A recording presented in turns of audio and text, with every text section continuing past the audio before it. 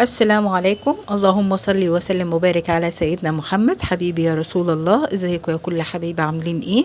ان شاء الله النهارده هنعمل مع بعض احلى شويه سمك مقلي بالصلصه، بجد جميله جدا. انا الصراحه عندي هنا في البيت ما بيحبوش ان انا احط السمك ني في الطماطم ويستوي ويتحمر. انا عندي هنا بيحبوا السمك يكون مقلي وبعد كده احطه في الصلصه ويدخل الفرن. فعندي هنا سمكتين انا مقطعاهم من صاص مقليين، وعندي صلصة اللي انا مفرزاها في الفريزر، وخضرة وتوم ني، توم مفروم، والبهارات بتاعتنا ملح وفلفل وكمون وكزبرة ناشفة.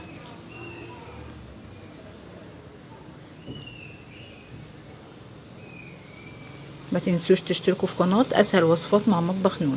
هنجيب الصينية بتاعتنا ونحط فيها شوية زيت وحتة التومة بتاعتنا النية، وبعد كده هنزل عليها بالصلصة.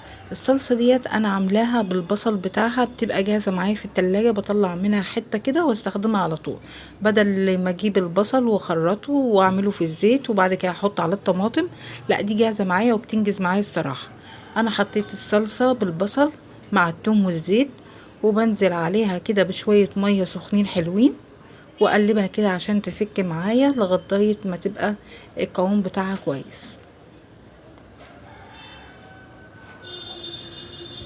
تنسوش اللايك يا حلوين والكومنتات الجميلة بتاعتكم. عايزين نوصل كده ل1000 مشترك ونكمل الشروط ان شاء الله مع بعض، دي احلى حاجة في حياتي. بعد كده بجيب الخضرة بتاعتي، متوفر عندك خضرة تمام، مش متوفر عندك مش مشكلة. وهنحط البهارات بتاعتنا، كمون والفلفل، ولو شوية شطة ماشي تمام، ودي كزبرة، وهنا الملح بتاعنا برضو. انتي تدوقي كده وتشوفي الملح بتاعك المناسب، وهنقلبها مع بعض كل الخليط ده مع بعض كده.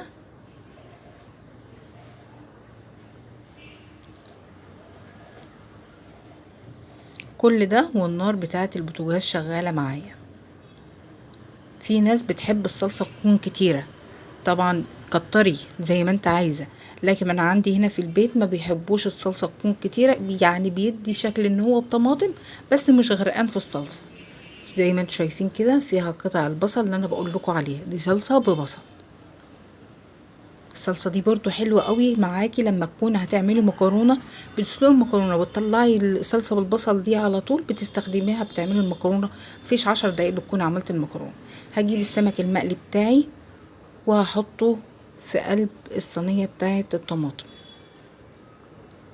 واقول لكم برضو على تركايه حلوه هتخلي طعم الصلصه جميل جدا. الزيت اللي انت قليتي فيه السمك، خد منه معلقه وحطيها في قلب الصينيه بتاعه الصلصه بالطماطم دي، بيخلي لها طعم جميل جدا. انا رصيت هنا ال4 اجزاء بتوع السمك، وهجيب بالمعلقه كده صلصه واحط على الناحيه اللي مش عليها صلصه.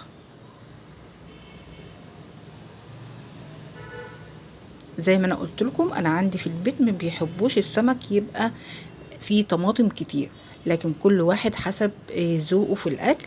اللي بيحب طماطم كتير يبقى يقدر ان هو يكتر الصلصة ويبقى فيه طماطم كتير مع السمك.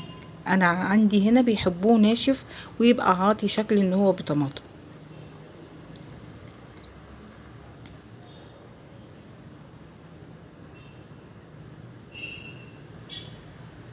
بغطي كل مكان من السمكة بصلصة الطماطم ديت، وحتى في التحمير برضو بتتحمر معاكي وبتديكي لون حلو.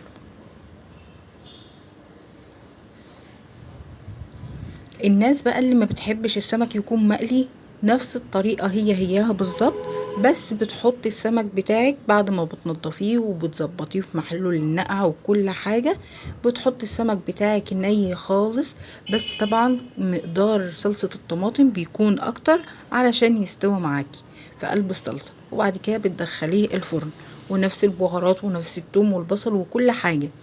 بس نخلي بالنا ان السمك بيستوى بسرعة، يعني ما تكتريش قوي نسبة المية في قلب الصلصة لان بيستوى معاكي بسرعة.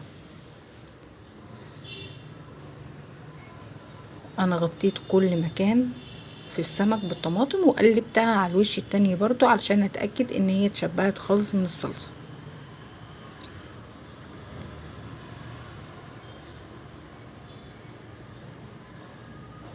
طبعا كل ده البوتاجاز برضو شغال معايا، ماهوش مقفول ولا حاجة. تمام، عندي كده كلها اتغلفت بالصلصة.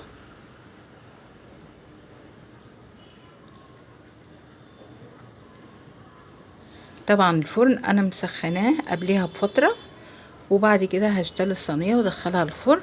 وده شكلها بعد ما خرجت من الفرن، جميلة جدا وريحتها حلوة قوي. وبألف هنا على قلوبكم يا رب. اتمنى ان انتوا تجربوا الوصفة ديت وان شاء الله تنول اعجابكم.